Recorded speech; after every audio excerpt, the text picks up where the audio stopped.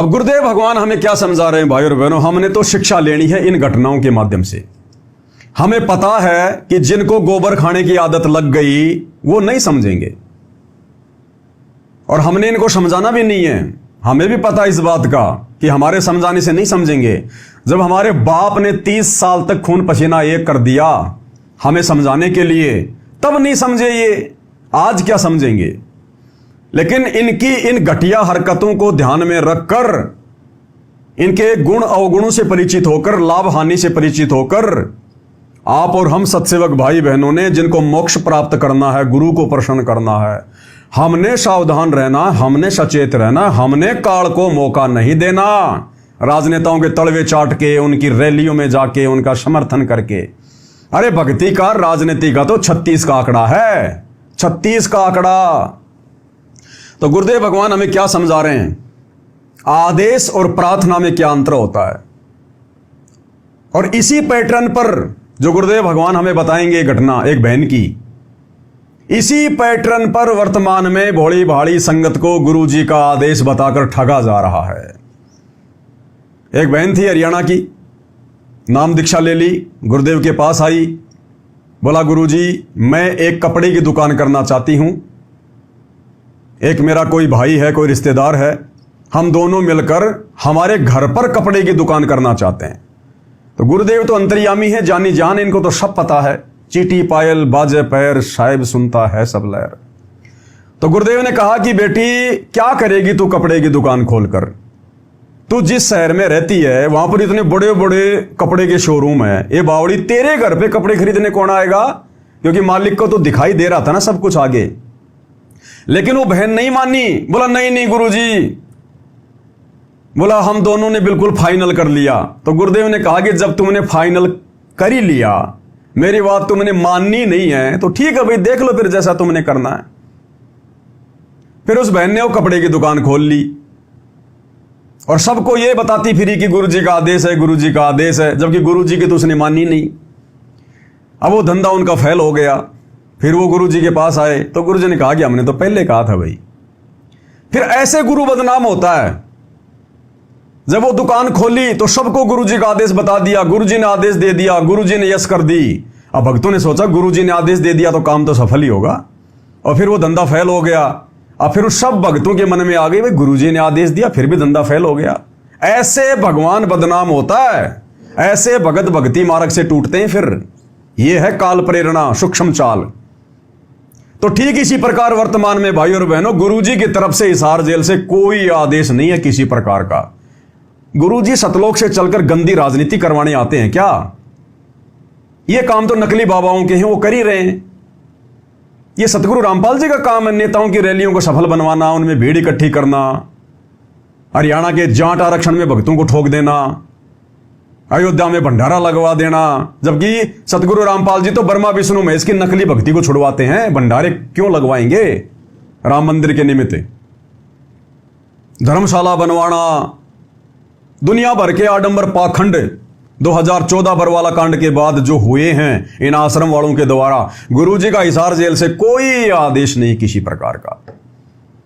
अब ये क्या करते हैं, ठीक इसी पैटर्न पर जो अभी आप सुनने जा रहे हैं, ठीक इसी पैटर्न पर ये लोग गुरुजी के पास जाते हैं, क्योंकि ज्ञान तो इनको है नहीं, गुरु को ये परमात्मा मानते नहीं, डर कोई है नहीं। घर का जोगी जोगना, बाहर का जोगी सिद्ध, घर की और कहते हैं ना कि घर की मुर्गी दाल बराबर। तो ना इनको गुरुजी का कोई डर है, ना कोई भय है, ना इनको कोई ज्ञान है। और ये जाकर गुरुजी के सामने प्रस्ताव रख देते हैं कि गुरुजी हम तो ऐसा करना चाहते हैं, सरकार का ये ऑफर आया है, जाट आरक्षण का ये ऑफर आया है, हम ये करना चाहते हैं, गुरुजी ऐसा कर लेंगे तो ऐसा होगा। तो ऐसी बात नहीं है, परमात्मा का काम है विद्यार्थी को सही सलाह देना। तो गुरुजी इनको खूब समझाते हैं कि नालायको ये मत करो, ऐसा ठीक नहीं है, ऐसा ऐसा हो जाएगा। लेकिन ये मानते कहाँ है? जैसा वो बहन नहीं मानी, ये मानते नहीं है। फिर अरे नहीं नहीं गुरुजी आपको क्या पता, आप तो जेल में बैठे हो, हमें पता है बाहर की स्थिति क्या है, गुरुजी ऐसा कर लेंगे तो ऐसा पक्का हो जाएगा। अंत में गुरु क्या करेगा कि भैया ये मानने वाला तो है नहीं, मैं नहीं कहूंगा, मना करूंगा तो भी ये जबरदस्ती उस काम को करेगा, और मेरे मना करने के बाद अगर इसने वो काम कर दिया तो इसके ज्यादा कर्म फूटेंगे। इसलिए अंत में गुरु कह देता है कि ठीक है भाई, जैसा तुमने उचित लगे वैसा कर लो। अब उस चीज को जो गुरु ने मन मार के कहा है उस चीज को फिर ये संगत में गुरु के आदेश के रूप में पारित कर देते हैं, पीला पर्चा निकाल देते हैं कि गुरु का आदेश आ गया, गुरु का आदेश आ गया। जबकि गुरु का आदेश क्या है ये तो गुरु जी ने सत्संगों में बता रखा है, अपने प्रवचनों में बता रखा है कि ये बंदी छोड़ राजनीति को बिल्कुल पसंद नहीं करता। राजनीति का और भक्ति का तो 36 का आंकड़ा है, कितनी वीडियो दास आपको पहले सुना चुका है। तो किस प्रकार के आदेश होते हैं मैनेजमेंट वालों के, इस बहन का ये 2 मिनट का छोटा सा सत्संग आप सुनेंगे तो आपको सब समझ में आएगा। गुरुजी के मना करने के बाद भी उसने कपड़े की दुकान खोली और वो धंधा उसका नहीं चला। एक बहन ने उपदेश लिया और उसने उपदेश लेने के 2 वर्ष के बाद, वैसे तो नौकरी करता उसका पति, फिर भी हमारे अंदर थोड़ी सी माया कमाने की वृत्ति ज्यादा ही बनी रहती है। सोचनताएं हैं वो लड़की शानी होगी, ब्याहनी पड़ेगी, एक नौकरी पे काम नहीं चलता, पर हम कोशिश यही होती है कि धन थोड़ा सा हो जावे। तो उसने क्या किया, कहा, कहने लगी जी मेरा एक भाई है वो थोड़ा विकलांग है और मैं और मेरा भाई दोनों मिलकर कपड़े की दुकान घर पे कर लें, कपड़ा रख लें, जैसे बेच दिया करेंगे। मैंने उससे कहा बेटी बेबे इतने बड़े बड़े शोरूम रहे इसमें शहर में, तेरे घर पे बता कौन कपड़े लेगा। फिर भी क्योंकि उन्होंने तो अपना पूरा तैयारी कर ली थी, ऐसा कर लेंगे सब कुछ, जब वो केवल आज्ञा लेने आए थे केवल आज्ञा लेने आए थे, बाकी पूरा का पूरा जो प्रोग्राम था पहले फिट कर रखा था। तो ये आश्रम वाले भी पूरा प्रोग्राम पहले फिट कर लेते हैं राजनेताओं के साथ मिलके, समाज वालों के साथ मिलके, और गुरु जी के पास तो केवल फॉर्मेलिटी के लिए जाते हैं कि अगर बुड्ढा आदेश दे देगा तो ठीक, नहीं देगा तो ठीक, हमने तो अपने ऐसी तैसी करवानी है। ये हाल है। फिर वो अग्रम मग्रम कहने लगी मार बेटी फिर ठीक से कर लो, तो थोड़ा मन मान रहा था आपका, कर लीजिए। अब गुरु और क्या कहेगा, गुरु जी ने कह दिया कि मैंने कहा कि बेटा ठीक है, जब थारा मन मान रहा तो कर लो, मेरी बात तो तुम मान नहीं रहे। अब 6 महीने के बाद 7-8 हजार का नुकसान हो गया कि मैं बिक्री हुई, क्यों नहीं कि उधार होगी। फिर उन्होंने कहा जी ये तो नुकसान हो गया हमारा, तो कपड़ा भी ना बिक गया वो सारा, उधार में नुकसान हो गया 7,000 का। अब यही कांड आने वाले समय में इन सतलोक आश्रम मैनेजमेंट हरियाणा वालों के साथ, गुरुजी के परिवार के साथ, और ये नादान संगत जो वर्तमान में अपने गुरुजी के ज्ञान पर ना चलकर गुरुजी को दुखी करते हुए इन ठगों के मनमाने आचरण के ऊपर अपनी भक्ति बर्बाद कर रही है, आने वाले समय में इनको भी इसी प्रकार से पछतावा करना पड़ेगा, नुकसान उठाना पड़ेगा भक्ति मार्ग में, क्योंकि तुम्हारी मर्यादाएं तुड़वा दी गई हैं, तुम्हें गुरु के दिल से उतार दिया गया है। गुरु कोई बालक थोड़ी है। अरे दुनिया को तो नहीं पता सतगुरु रामपाल जी कौन परम शक्ति है, नालायको तुम्हें तो थोड़ा बहुत पता है।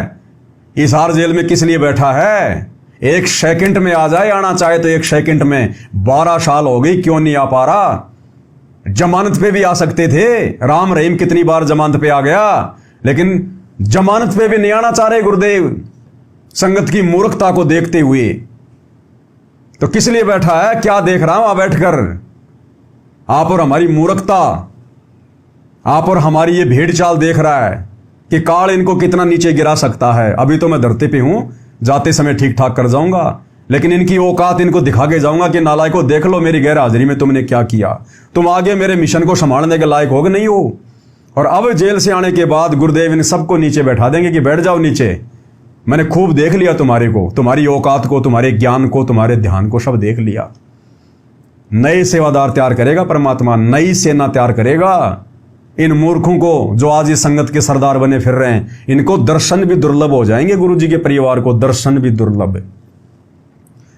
तो क्या कहा गुरुदेव ने, ठीक है भाई कर ले फिर तुमने जो करना वो। 6 महीने में उठा के नुकसान बैठ गए। अब बदनामी किसकी, मन में दोष किसके प्रति, गुरुजी के प्रति। ऐसे काल ठगता है, ये होते हैं। अरे आदेश वो होता है जब तुम्हारा गुरु सामने से खुश होके और तुम्हें आदेश दे कि बच्चों मेरा आदेश है तुम ये करो, वो होता आदेश। एक जबरदस्ती प्रार्थना कर करके अपनी मूर्खता दिखा के और आदेश लेना, फिर क्या करेगा। अरे अगर जैसे बच्चा है, उसको मोटरसाइकिल नहीं चलानी आती, थोड़ी थोड़ी आती है, और माँ बाप को पता कि ये गिर जाएगा, टूटेगा, टांग टूटेगी, इसकी खर्चा हो जाएगा, और बच्चा बार बार जिद करता है कि नहीं मैं तो मोटरसाइकिल चलाऊंगा, और बाप उसको समझाता कि बेटा अभी तू मोटरसाइकिल चलाने के लायक नहीं हुआ, गिर जाएगा, ना ना चलाऊंगा चलाऊंगा। अब जब बाप की बात बेटा नहीं मानता तो अंत में बाप क्या करेगा? ले फिर मर जा, चला ले, मेरे को मत कहना जब तू टूट जाएगा फूट जाएगा। तो अब ये बाप क्या करे? इस बाप की बात कोई मानता नहीं, इसको बाप कोई मानता नहीं। तो बाप अंत में क्या कहेगा? ठीक है भाई, तुम्हें जैसा अच्छा लग रहा है वैसा कर लो, बाकी मैंने तो सत्संग में सब कुछ कह रखा क्या करना और क्या नहीं करना। तो भाई और बहनों, आप और हमने अपने गुरुदेव भगवान को इस परीक्षा के समय में जो पल पल आप और हमारे ऊपर, हमारे इन जो है वो कर्मों के ऊपर, हमारी रहनी करने के ऊपर नजर टिका के बैठा हुआ, सीसीटीवी कैमरे की तरह नजर टिका के यहां पर हृदय में घटी हिम गंगा, घटी हिम जमुना, घटी हिम है जगदीश। हिसार जेल में मत बैठा हुआ समझ लेना, धोखा खा जाओगे।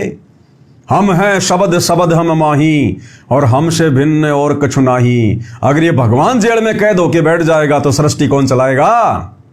टूट टूट के गिर जाएंगे तारे, उपग्रह, सूरज, चांद, ये नक्षत्र।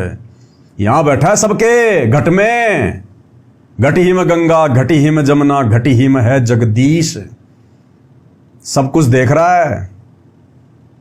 और इस समय अगर कोई नीचे गिर गया इन मूर्खों की तरह, आश्रम वालों की तरह, युगों युगों ऊपर नहीं उठ पाएगा, युगों युगों। इसलिए दास को परमात्मा ये वीडियो बनाने की प्रेरणा करते हैं ताकि आप सत्सेवकों तक बार बार ये संदेशे जाएं और अपना कोई मनमाना आचरण ना कर लो, अपना फालतू का दिमाग ना लगा लो इस भक्ति मार्ग पर। तो भाई और बहनों, विचार करना इन बातों पे। जैसा गुरुदेव भगवान ने हमें डायरेक्शन दे रखी है और नहीं समझ में आई तो साथ संगति के वीडियो बनवा बनवा के परमात्मा ने पिछले 10 साल से समझवा दी है।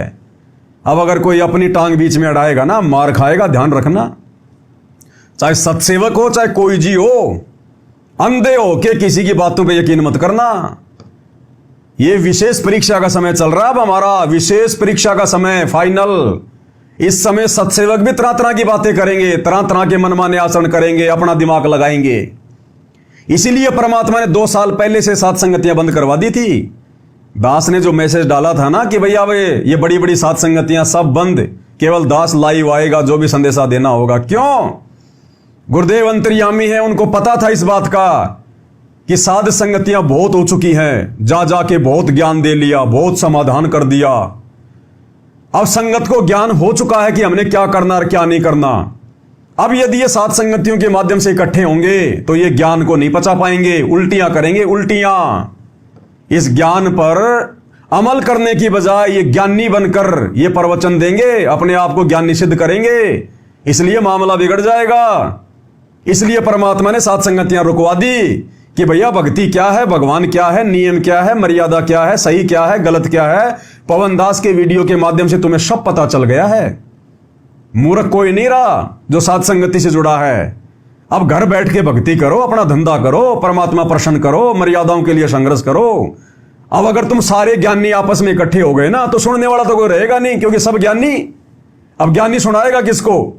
ज्ञानी को अगर ज्ञानी कोई बात कहेगा तो वो मानेगा नहीं, काल बैठा है, फिर घट में अहंकार पैदा करेगा। इसलिए परमात्मा ने सात संगतियां बंद करवा दी थी 2 साल पहले ही। और जो भी संदेश दास दे रहा है लाइव आके दे रहा है। तो समझ लेना भाई और बहनों, फिलहाल बहुत सारी आत्माएं काल प्रेरणा से सात संगति में भी ऐसी खड़ी होंगी जो अपना मनमाना आचरण आप लोगों के सामने पेश करेंगे। ऐसा नहीं है, वैसा है, ये है, वो है। तो भैया ये आप जाना और आपका काम जाने, दास से बार बार पूछने की जरूरत नहीं है। कई भगत मूर्खता कर देते मेरे पास मैसेज भेजकर। अब उनको क्या जवाब दूं नादानों को? भाई तुम्हारे पास में जवाब नहीं है क्या? तुम सत्सेवक नहीं हो क्या? तुम्हारी समझ में नहीं आ रही क्या करना और क्या करना? हर बात को पवन दास बताएगा क्या? पहले तुम मैनेजमेंट के ऊपर आश्रित थे, अब तुम पवन दास के ऊपर आश्रित हो गए। अरे खुद की बुद्धि विवेक को कब इस्तेमाल करोगे? कब भगत बनोगे? फिर यहां तो चलो तुम्हें पवन दास बता देगा, त्रिकुटी पे कौन बताएगा? फिर क्या करोगे? तो यह भी मूर्खता है, हर छोटी छोटी बातों के लिए पवन दास को मैसेज करना, पवन दास को पूछना, यह भी मूर्खता है। तो ध्यान रखना इन बातों का। ये संदेश दिए जा रहे हैं ना, ये पवन दास की तरफ से नहीं है, हिसार जेल में बैठे हुए तुम्हारे बाप की तरफ से हैं संदेशे। मेरा तो केवल शरीर है, विचार उनके हैं, ये प्रेरणा उनकी है।